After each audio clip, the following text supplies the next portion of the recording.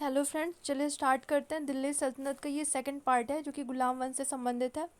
तो अभी इससे पहले की जो वीडियो थी उसमें मैंने आपको कुतुबुद्दीन ऐबक और इल्तुतमिश के बारे में बताया था। आज हम देखेंगे बलबन के बारे में।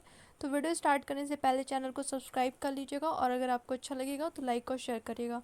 अब बलबन के बारे में देखेंगे तो बलबन का जो टाइमिंग है वो 1265 से 87 तक है।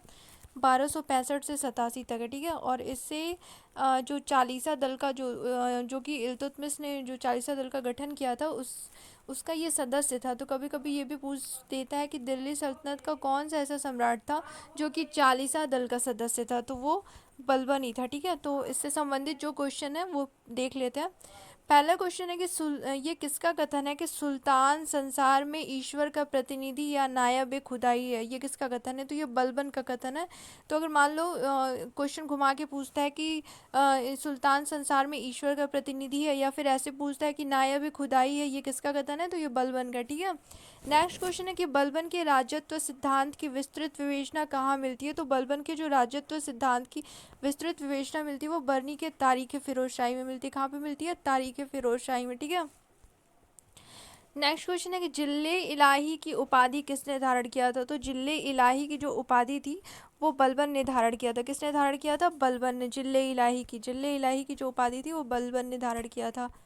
बलबन ने, ठीक है। और अब जिले इलाही क्या होता है? तो जिले इलाही का मतलब होता है ईश्वर का प्रतिनिधि करने वाला। क्या होता है? ईश्वर का प्रतिनिधि करने वाला, ठीक है। नेक्स्ट क्वेश्चन है कि रक्त एवं लौह की नीति कौन से शासक द्वारा लाया गया था? तो जो रक्त एवं लौह की जो नीति थी ये बलबन लाया था। कौन लाया था? बलबन लाया था। नेक्स्ट क्वेश्चन देखते हैं, चालीसा दल का दमन किसने किया था? चालीसा दल का जो दमन किया था बलबन ने किया था। किसने किया था? बलबन ने किया था। अब चालीसा दल का गठन किसने किया था? तो इल्तुतमिश ने किया था। और उसका दमन किसने किया था?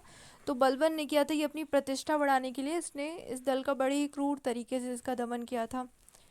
नेक्स्ट क्वेश्चन है आपका, सिजदा पायबोस और नौरोज त्योहार किसने शुरू किया था? सिजदा, सिजदा, ठीक है। तो सिजदा क्या था? ये घुटने के बल बैठ के सम्राट जो शासक होते थे, सुल्तान जो होता था उसके सामने ये झुक के प्रणाम करते थे।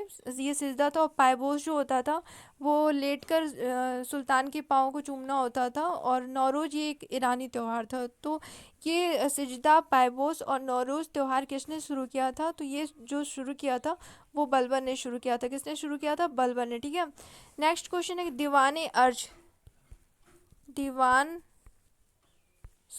दीवाने अर्ज दीवाने अर्श विभाग की स्थापना किसने की थी? तो ये बलबन ने किया था। किसने किया था? बलबन ने, दीवाने अर्श।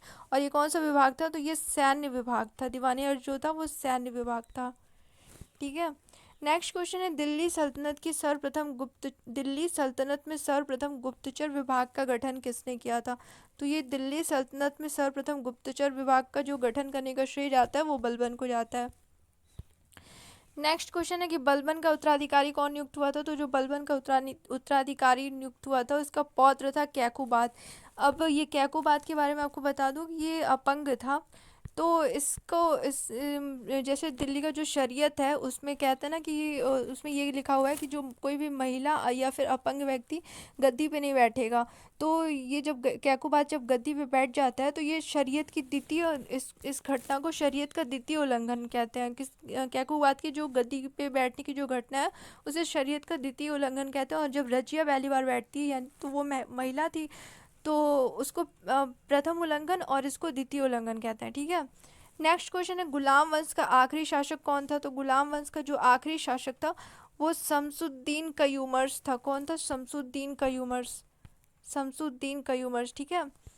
नेक्स्ट, और फिरोज खिलजी ने इसकी हत्या करके खिलजी वंश की स्थापना कर दी थी। तो पहला गुलाम वंश का अगर मान लो क्वेश्चन पूछता है कि गुलाम वंश का पहला शासक कौन था, तो कुतुबुद्दीन ऐबक। और आखिरी तो ये शमसुद्दीन कयूमर्स, ठीक है। और फिरोज खिलजी ने इसकी हत्या करके खिलजी वंश की स्थापना की थी।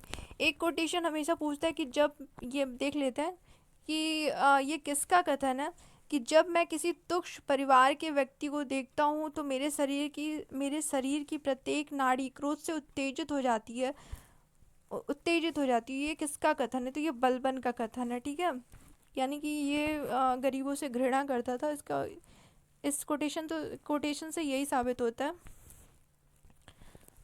न। अब इसके बारे में, बलबन के बारे में ये भी कहते हैं कि जब इसकी मृत्यु हुई थी तो जो वहाँ इसके दरबार में जो अमीर थे उन्होंने 40 दिन तक बिस्तर पे नहीं सोए थे, वो ज़मीन पे सोते थे। और जब इसके शव को ले जाया जा रहा था तो उन्होंने अपने आप को धूल मिट्टी और सब चीज़ों से अपना मस्तक मतलब बहुत ही ज़्यादा वियोग किया था उन लोगों ने, ठीक है। तो ये आपका सेकंड पार्ट कंप्लीट हो गया, और बाकी का जो क्वेश्चन है इसके बाद हम देखेंगे खिलजी वंश।